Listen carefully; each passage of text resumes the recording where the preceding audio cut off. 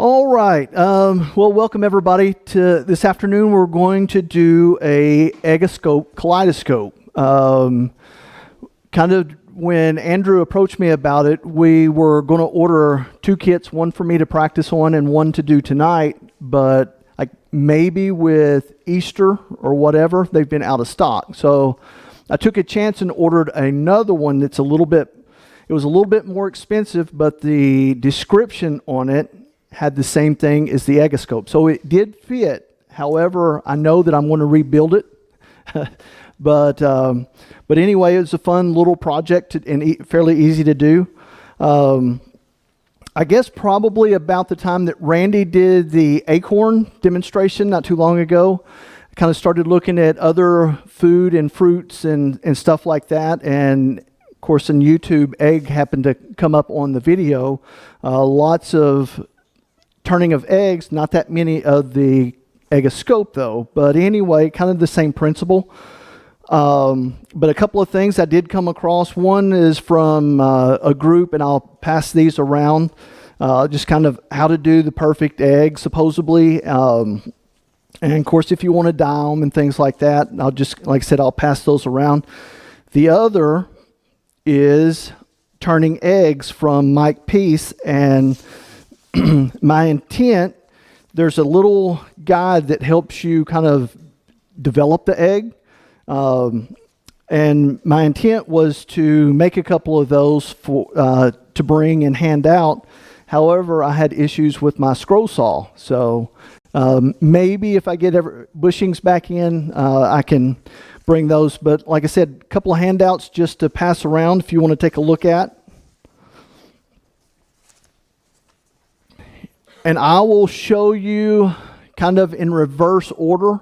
The one that I turned after we did a duck call last month, I ended up ordering a duck call and the gold kaleidoscope. And I had the end of the blank from olive wood that I used on the duck call, I finished using on the Eggoscope. If you look at the descriptions of the size of the blank, it will tell you, and a lot of people will tell you, you can go significantly smaller. However, I think I went too small and don't like it, and that's why, like I said, I will probably return this one. But anyway, like I said, I used the end of my duck call blank and turned this.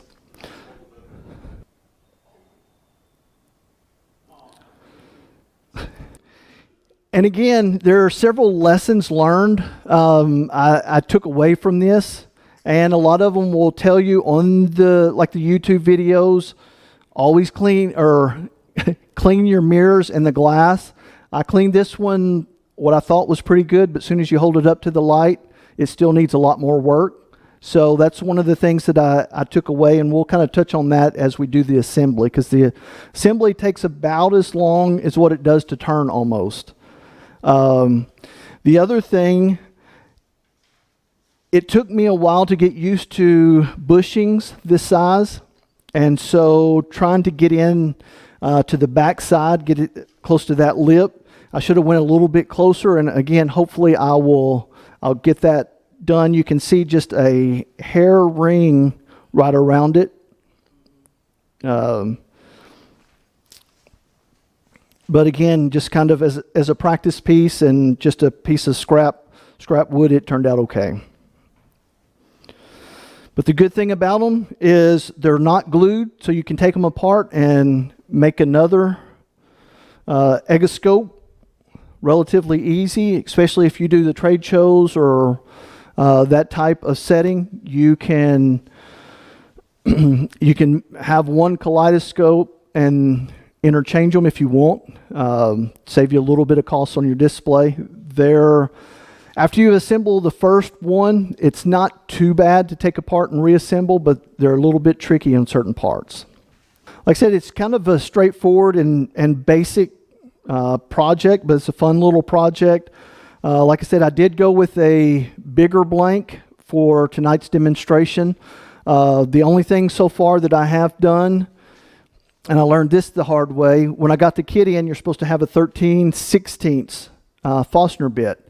out of my brand new set, it did not have that one in there. So on a lot of the other projects that I've looked at, haven't seen very many things that actually use that bit, so I didn't go extravagant on a Fastener bit. But if you decide y'all want to do one of these, let me know. You're welcome to use the one that I bought if you don't have one. Like I said, it wasn't in my kit, so I just grabbed a relatively cheap one off of Amazon. But like I said, just pretty much a square cube blank, about 2 1/4 all the way around. The length is the most important for 2 1/4, and it needs to be 1 square, and it needs to be close to that length. If not, you're going to have some gaps. So this one I had to shave just a little bit down on, but not bad.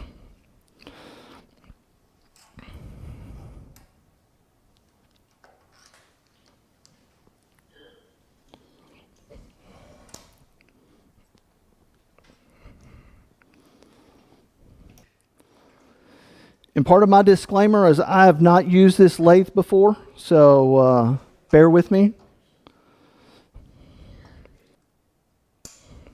And also, if I get quiet, I feel like going out to the garage and wood shop is my therapy, and I enjoy the quiet time. And so if I get quiet, I'm just kind of zoned in on what I'm working on. So throw your shoe, snap fingers, holler out if you have questions or whatever else. But like I said, it's a relatively easy, fun little project.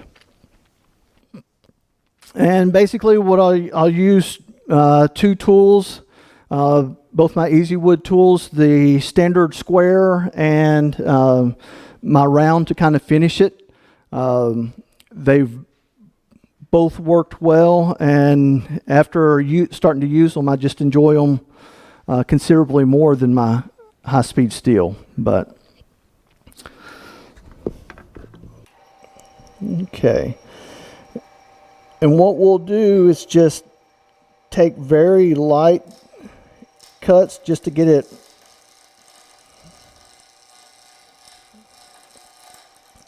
somewhat round.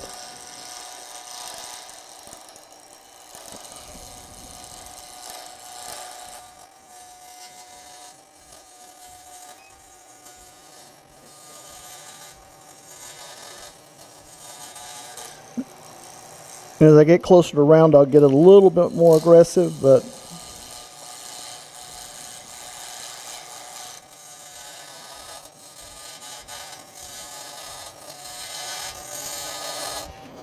okay. At least get my sharp edges knocked off. And if you see me start dancing with it, I'll apologize early. I had 21 graduation slimline pins that I just got finished out on, and so just kind of sitting there back and forth, so it kind of getting to be habit.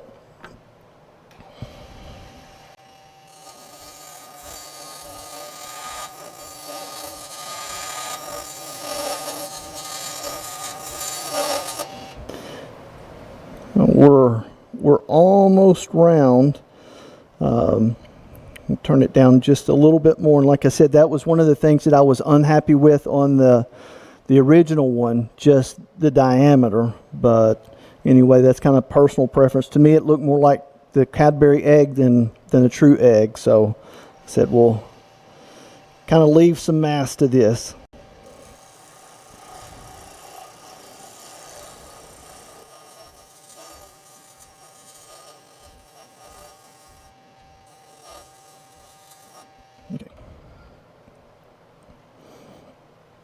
All right, we're pretty round at that point, so I'm going to switch over to my other blade, and again, it's just kind of out of preference, so that way not as aggressive on some of these cuts. What it looks like is probably roughly about halfway mark is where about halfway, just like a standard egg, we'll keep that almost the true round diameter, half to about 3/4, and then on whichever end you decide to be on the bottom end, we'll take just more of a steeper cut on it, and then just kind of angled at the top. So like I said, a lot of it's trial and error and how you want to develop your egg, and go from there.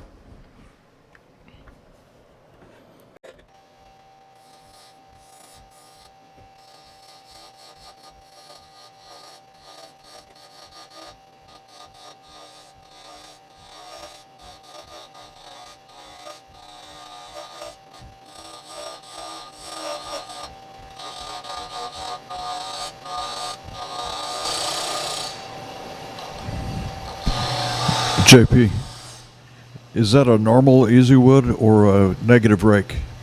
Normal. A normal one. Thank you.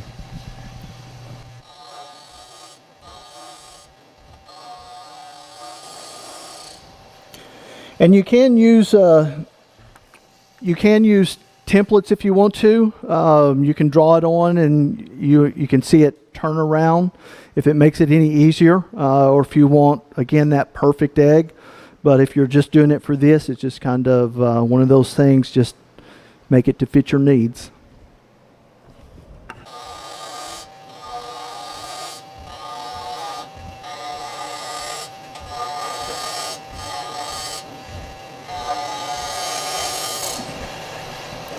And I'll probably take my square edge just to kind of, again, get closer to that bushing, because with the round, can't get quite as close as I'd like to with it.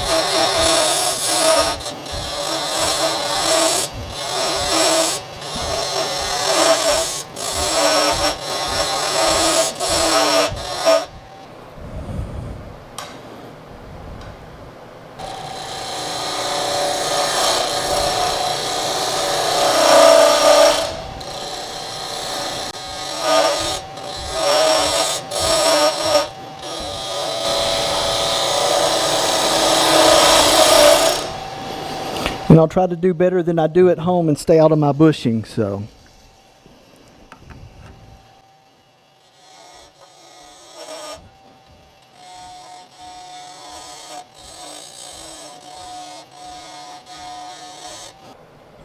I said we're almost kind of to the egg shape.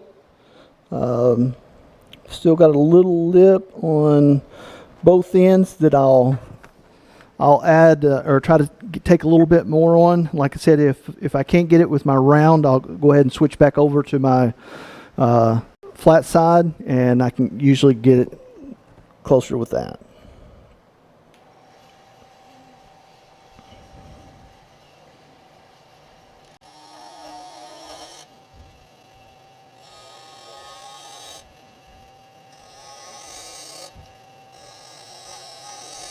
Okay. We'll switch back over, and I think I can get.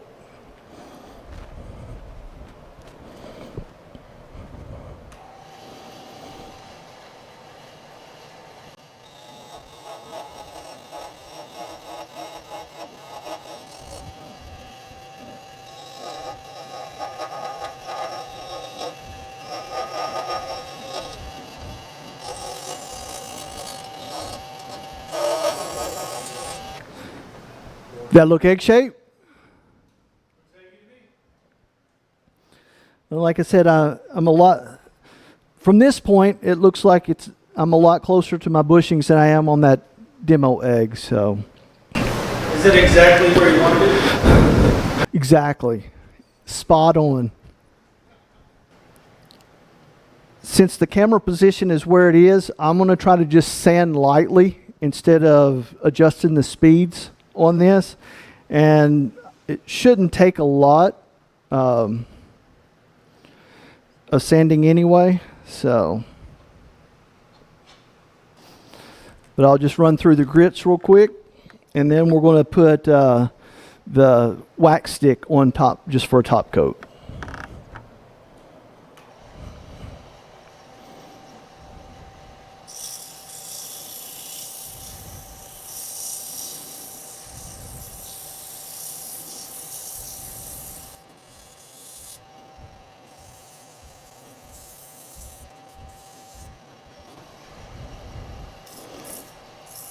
I'm trying to stay out of the way.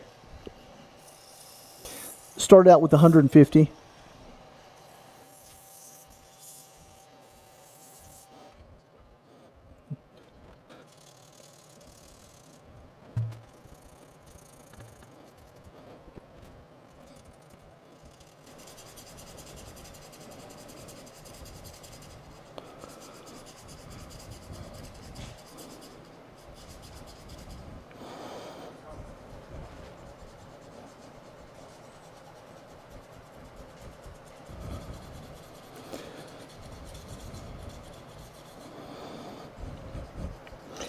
And it's kind of like most other things, especially pins, closer to your bushings. For some reason, it seems like we don't spend as much time sanding there, so those generally need a little more TLC. Again, maybe because the bushings are so big, but I did notice on that other one that it took a little bit more time and a couple more laps around on the ends closer to the bushing.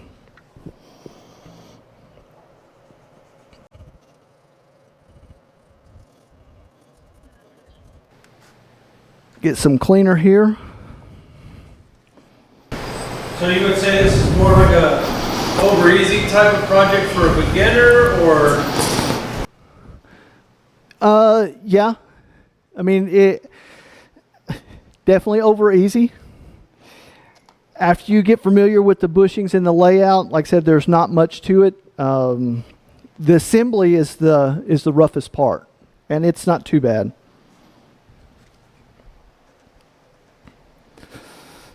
Of course, if you gouge too much, then it's scrambled.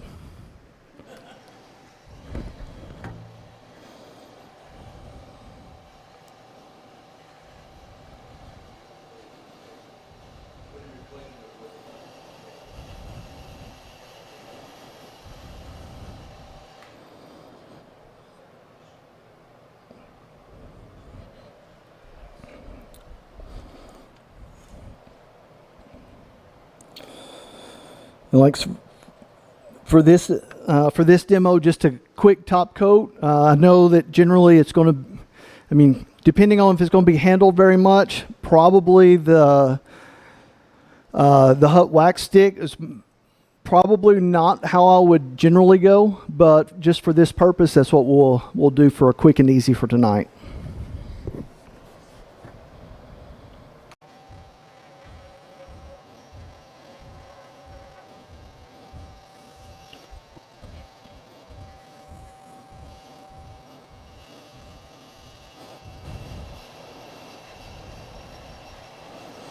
Again, these ends get to be a little tricky, but get a little force and you can see that wax burnish in.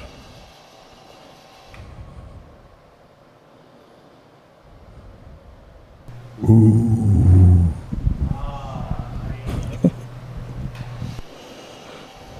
It's the light, yeah, lighter.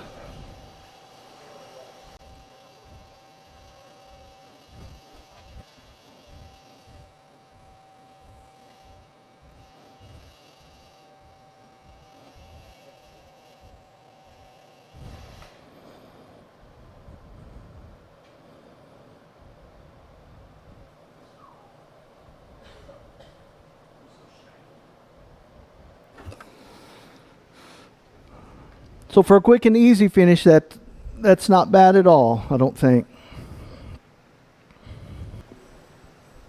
try to dust this off just a little bit, and I'm going to move this board over, and hopefully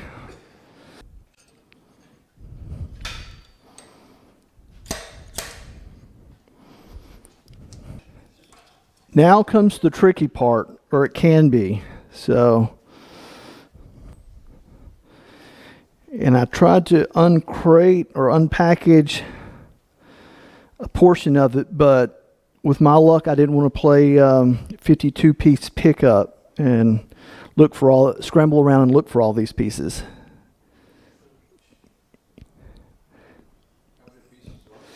About a dozen, so it's not bad. It just takes a little holding the tongue right, and after you do the first one, it gets easier.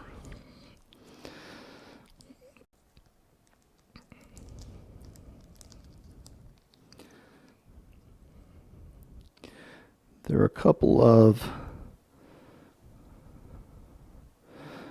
fun pieces that I learned doing the first one, and so I just kept the instructions out and kind of did the layout just like they had it, try to make it easier.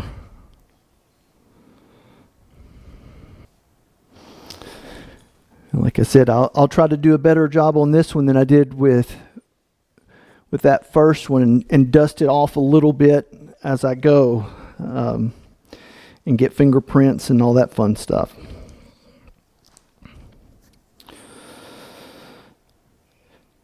So the first thing we're going to do is take the viewing cap, and there's going to be a lens.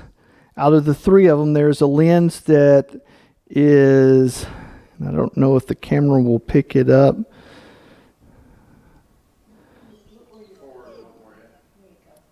But it's got just a small little bend on one side. You can kind of feel it, but it's hard to show on the camera. And then that curve is supposed to match up with the inside of that eyepiece. And this is the first part that's fun. This ring you have to hold it in there and then kind of get it to seal and clamp.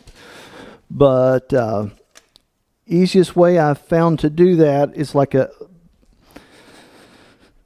eraser holding one end down, just a regular pencil eraser, and the other is like an eyeglass screwdriver. And definitely want to try to stay off of the glass as much as possible, not to scratch it up.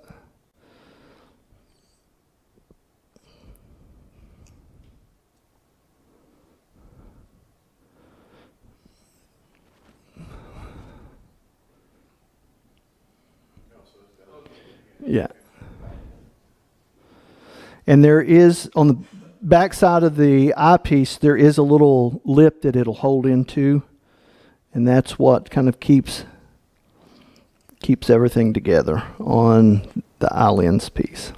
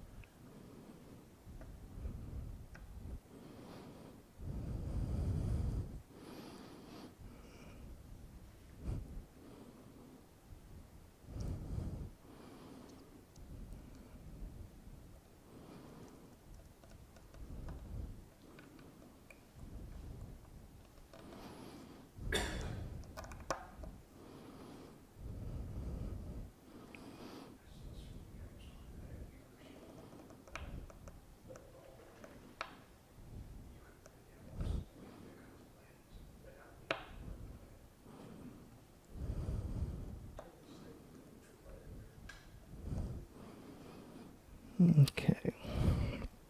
There we go. Now we're seated. And like I said, I'll try to do a better job of cleaning this one out as I go. Next step.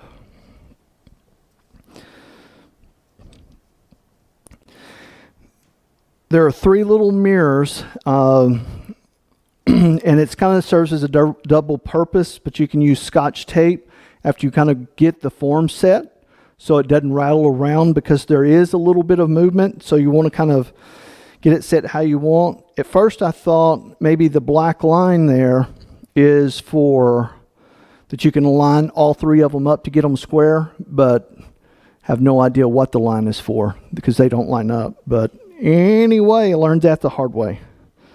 And you do want those on the outside, so that maybe that's the intent of what they're for.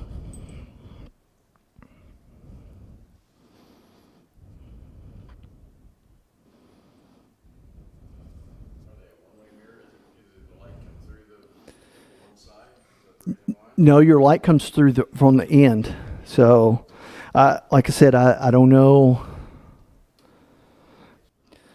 But you can do it a couple of different ways. And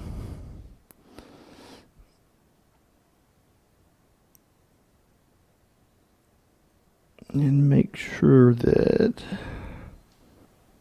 Okay, this one does have...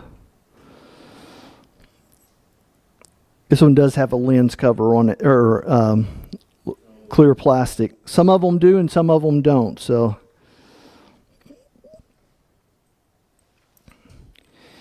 you can,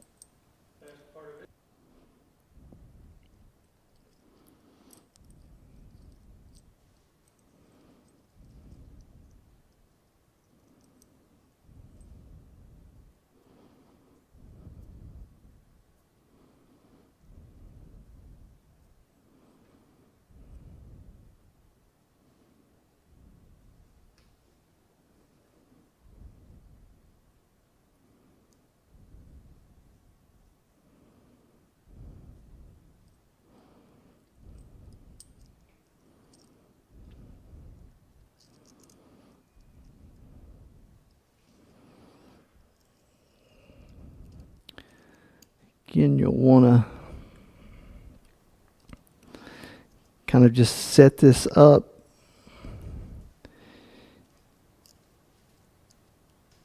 in a pyramid style so it rests on itself. It will hold. And then you can just take a piece of Scotch tape and go around the outside of it. You can't take too much because there's not a lot of room or a lot of give in between the tube and the mirrors. But if you can get around it once or maybe twice, it'll help hold it together. And like I said, your mirrors won't shift around on you.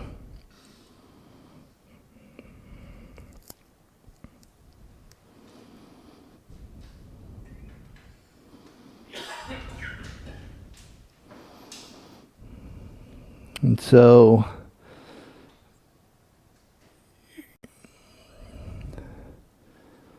just kind of make it shape, and you can tell that it's set in good. And then, like I said, then you have to work it into your tube just a little bit, but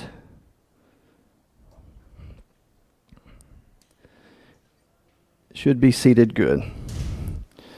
And again, it looks relatively clean, so truth will be at the end.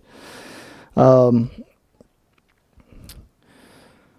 what we'll need to do now is we can go ahead and put our end piece on.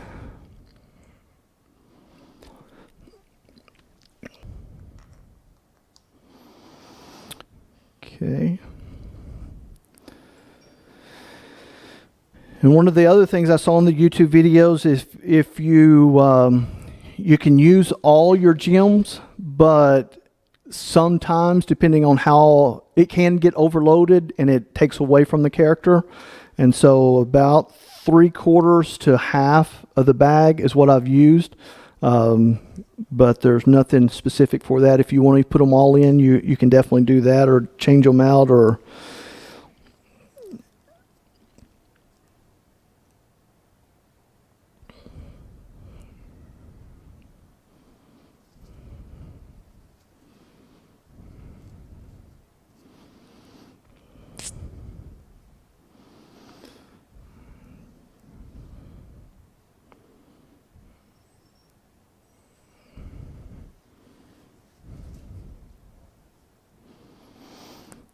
Now here on this other end, you'll have two lenses, and they're the same size. And then they're calling it cardboard, but there's a little plastic O-ring or plastic ring, and that's where basically where your gems will be housed at.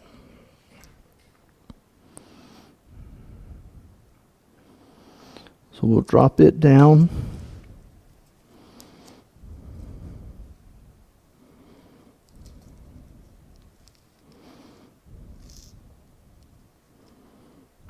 For this, I'm going to pour about 3/4 of them in.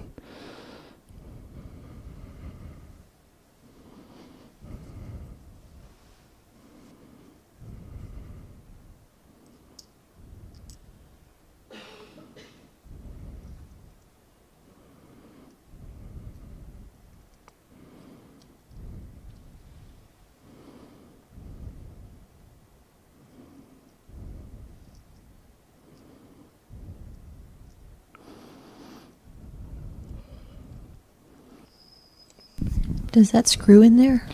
It does screw in there. I'm going to back this other end out just a little bit.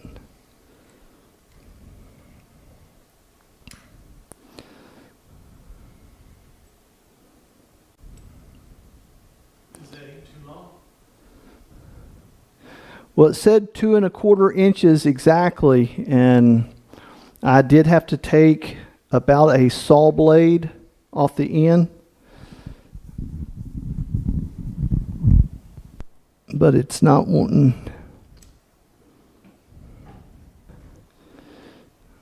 It's not wanting to catch.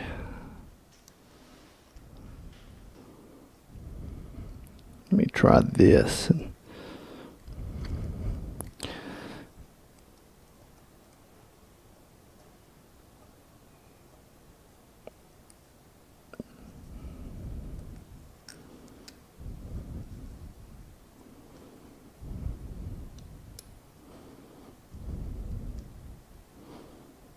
There we go.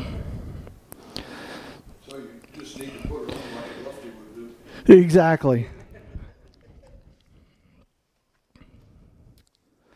But that's a good thing. It's threaded on both ends, so you've got a little adjustment and wiggle room right there. And there is, yeah, it's moving. There is an Eggoscope Kaleidoscope.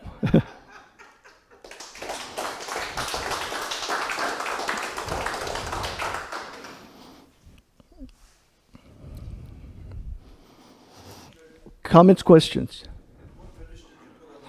Just a wax. Yes, sir.